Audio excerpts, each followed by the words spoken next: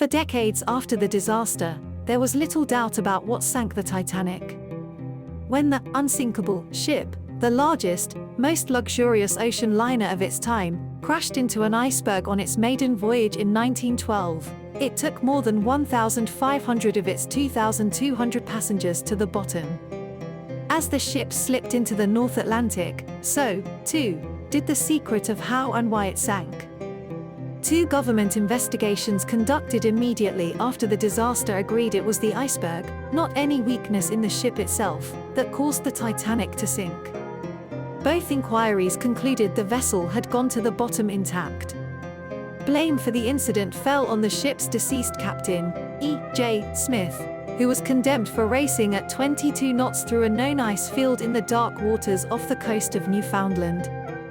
The case of the Titanic was considered closed. But lingering questions about what might have sunk the seemingly indestructible ship never completely disappeared. In 1985, when oceanographer Robert Ballard, after years of searching, finally located the ship's remains 2.5 miles down on the ocean bottom, he discovered that it had, in fact, broken in two on the surface before sinking. His findings made the Titanic rise again in the public imagination. Why had it cracked, experts wondered. If the official inquiries were wrong, was the invincible Titanic weak? A few years after Ballard discovered the wreck, the first pieces of the ship were brought to the surface, raising even more eyebrows when they seemed to offer physical evidence that low-quality steel might have caused the disaster. In 1997, James Cameron's film Titanic, largely mirroring the scientific consensus at the time, seared Titanic's terrifying last moments, with its stern soaring high into the air before it cracked in two and disappeared into popular memory.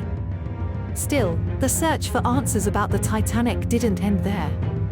In two new books, a group of historians, naval architects, and materials scientists argue that fresh evidence has further unraveled the familiar story of the Titanic, raising more questions about what caused the disaster. In what really sank the Titanic?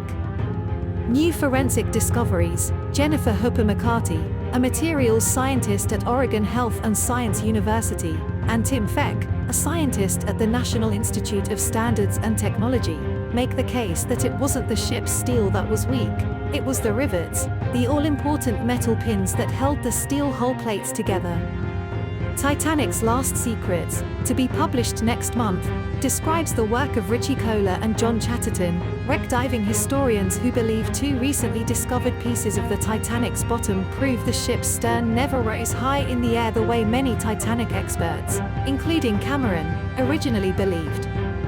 The two divers, whose discovery of a lost German U-boat was chronicled in the book Shadow Divers, say the ship broke up and sank while still relatively flat on the surface, a potential sign of weakness, they believe, that was covered up after the disaster. When the Titanic's keel was laid down in 1909, Harland and Wolff, the Belfast shipbuilder that constructed the ship, certainly didn't believe its design would still be controversial 100 years later.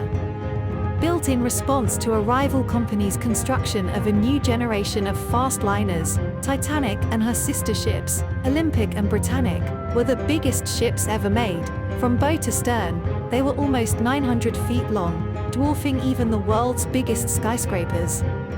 Specially outfitted to handle the challenges of the North Atlantic, including big waves and major collisions, they were also supposed to be among the safest. The Titanic could stay afloat with 4 of its 16 watertight compartments flooded, more than anyone could imagine on a ship of its size. On the night of April 14, 1912, though, only a few days into the Titanic's maiden voyage, its Achilles heel was exposed.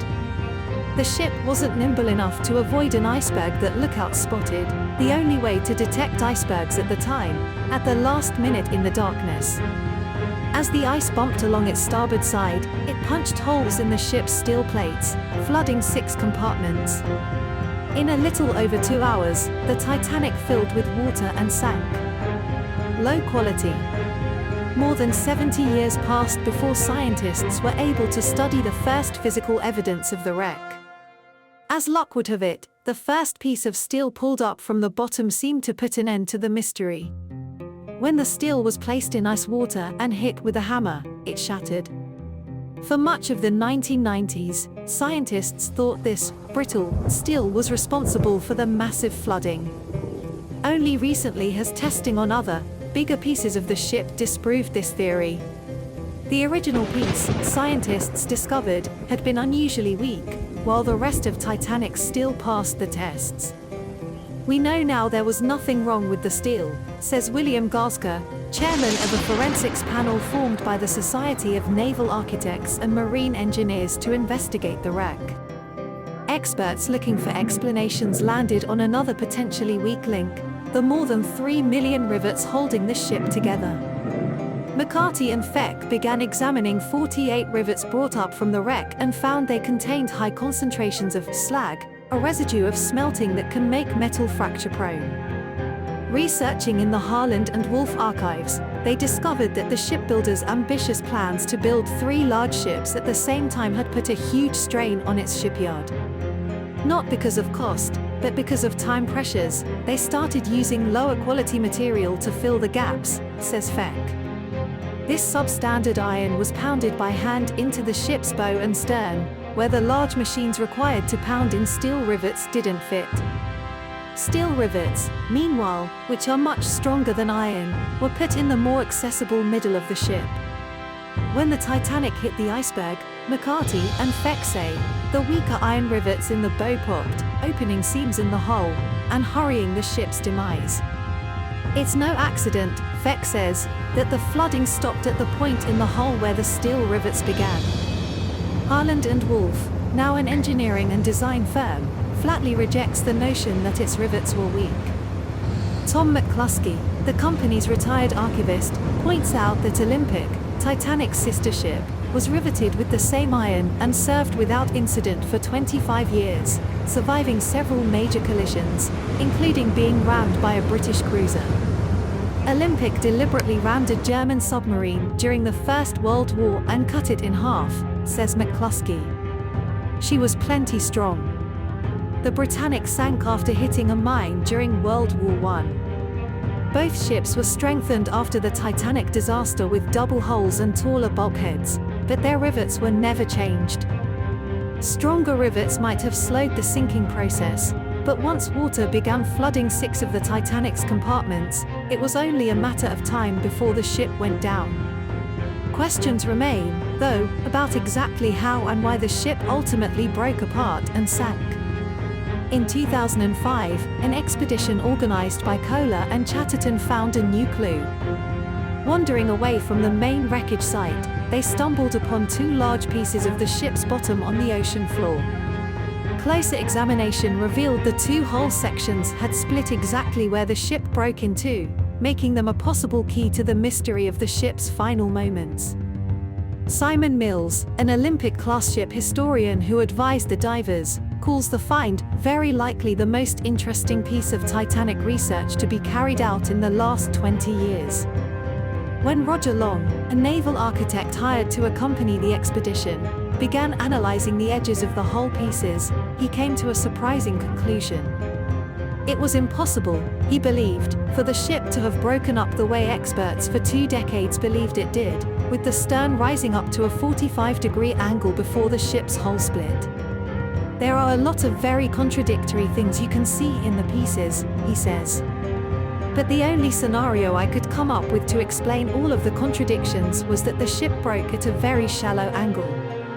Close examination of the pieces showed that they had been interrupted in the middle of tearing apart, a sign, Long says, that the ship was still at a low enough angle, he estimates only 11 degrees, that its stern could regain buoyancy as it began to crack.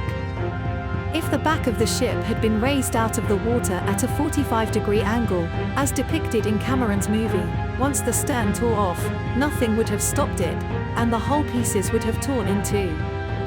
Why does it matter exactly how the ship broke in 2? For Titanic's passengers, it may have been the difference between life and death. In the movie, the stern rises up and, then, sinks, says Chatterton. It's this protracted, dramatic experience. But in Long's scenario, The ship may have tilted over only slightly as the bow filled with water, giving those on board a false sense of security. If you're standing on the deck with 10 degrees of incline, and they're saying, "Quick, everyone into the lifeboats," you're thinking, things aren't looking so bad here, maybe I can just stay in the bar, says Chatterton. The passengers and many of the crew didn't understand the seriousness of the situation they were in. Of course, since the Titanic had enough lifeboats for only half its passengers, many people were never going to make it off the ship alive. When the bow filled with enough water, Long says, the ship split in two and sank in a matter of minutes. Interestingly, much of the survivor testimony seems to confirm this sequence of events. Charlie Juffin, Titanic's chief baker, said that he had been standing near the stern when the ship went under, but he reported none of the signs of a high-angle break. No suction, no big splash, and no roller coaster ride to the surface. He said he swam away from the ship without even getting his hair wet. Unlike in the Cameron film, there was no huge wave reported from any of the lifeboats when the stern went under. One survivor reported slipping into the water, turning around, and discovering the ship had disappeared. He was in the water 50 feet from the ship. He heard a schloop, and it was gone, says Long. That's not what a person would remember if 25,000 tons of steel fell nearby. Eyewitnesses. While some survivors in the lifeboats did remember seeing the ship's stern rising high in the air, Long says that might have been an optical illusion. At an 11-degree angle, the ship's propellers would have been raised out of the water, making the ship, already nearly 20 stories tall, appear even taller and making its angle in the water appear even steeper. Technical advisors to the movie Titanic say Cameron, who did not respond to a request for comment, may have been aware of this but exaggerated the angle at which the ship sank for effect. Though experts still quibble about the exact nature of how the ship broke up, a consensus does seem to be forming around how Titanic sank. We all agree that the ship did sink at a shallow angle, says Gaska, head of the Naval Architects Forensics Panel. Historians believe Harland and Wolff was probably aware of this at the time, but when the official inquiries absolved the shipbuilder of any liability in the matter, the company didn't protest. Some conspiracy theorists believe that the company's silence was a sign of a cover-up, and that the post-disaster retrofitting of Titanic's sister ships proves Harland and Wolff knew its ship was flawed. But most historians come to a different conclusion. The fact that the ship broke up on the surface does not mean she was weak, says Long. When 38,000 tons of water filled its bow, pushing the stern up even 11 degrees out of the water, the ship was loaded beyond its capacity and cracked in two.